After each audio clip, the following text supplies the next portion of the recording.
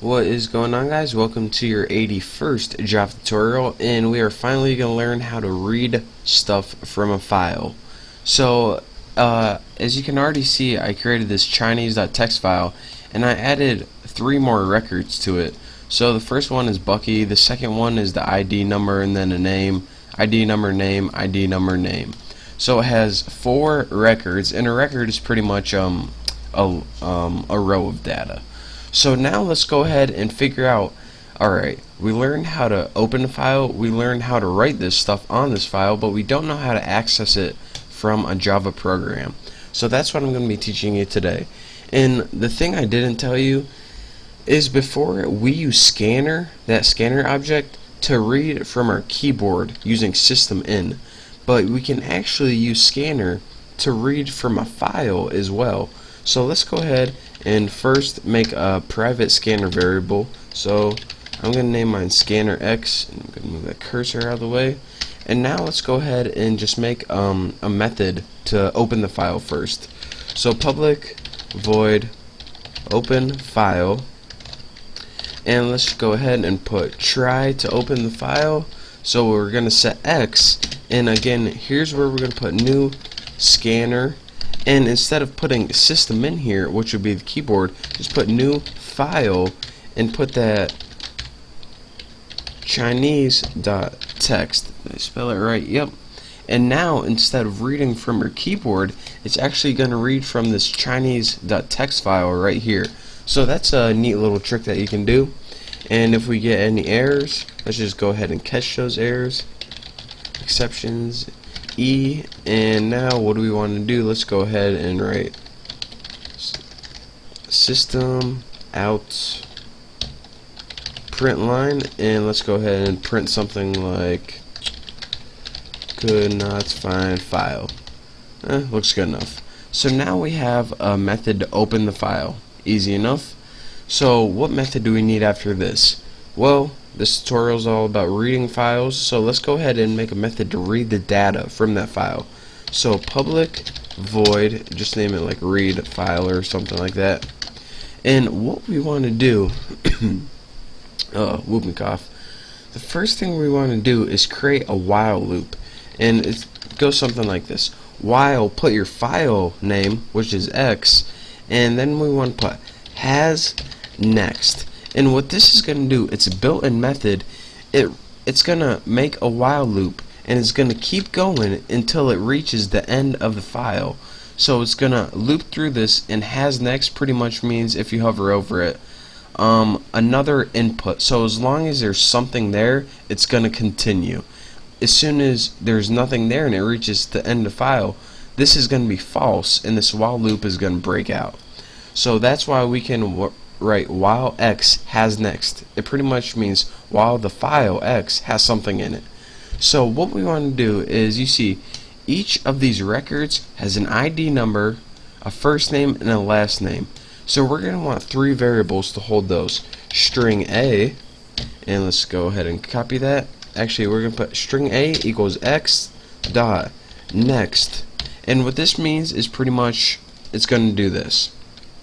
Well, let me finish writing all my variables, then I'll tell you guys what it does.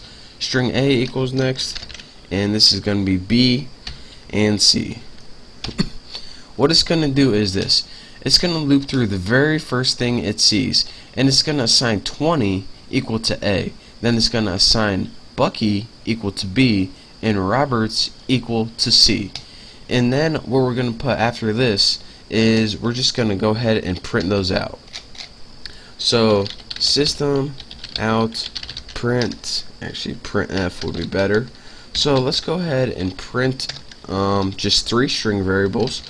So %s space %s space %s, and those variables of course are a, b, and c.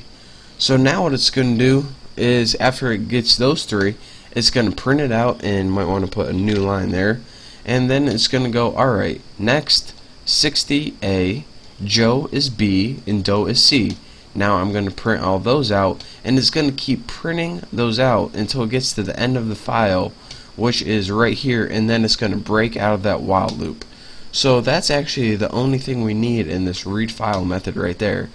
So now we just need that one last method, and what this is going to do is close the file.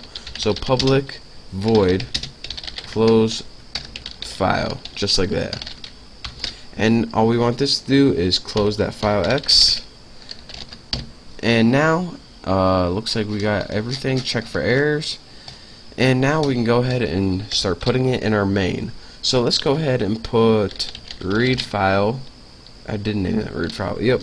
R equals new read file. Doesn't take any parameters. And now let's go ahead and put r.open file, r.read file, and r.close file right there. So now what this is going to do is call open file to open it, read the stuff from it, and close it when we're done with it. So now let's go ahead and run this, and we'll see what we got. We got pretty much exactly what is in our text file. 20 Bucky Roberts. It just printed all this out. It stored this in A, B, C, printed it out.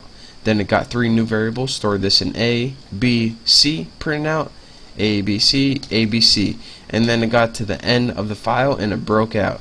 So again, let me make sure that's in there, and I'll tell you guys how this worked one last time. We made a new scanner variable X because remember, we can use scanner to not only read from our keyboard but also read from files. We then made a method to open the file right here, in which how we did that is we pretty much set this scanner and said we're reading from this file, Chinese.txt, which is right here, and we pretty much set the file equal to X. This error is a handling because we programmed it awesomely, and we don't need error handling because we don't have any errors. And now we made a method to read the file, or pretty much read the data in the file. And how we did this is we pretty much set variables equal to each one of these items or words or strings, choose your word, and then when we got 3 we printed it out on the line, and then we got a new line, got 3 more, printed it out, 3 more, printed it out, and it does that until it reaches the end of the file using the hasNext function.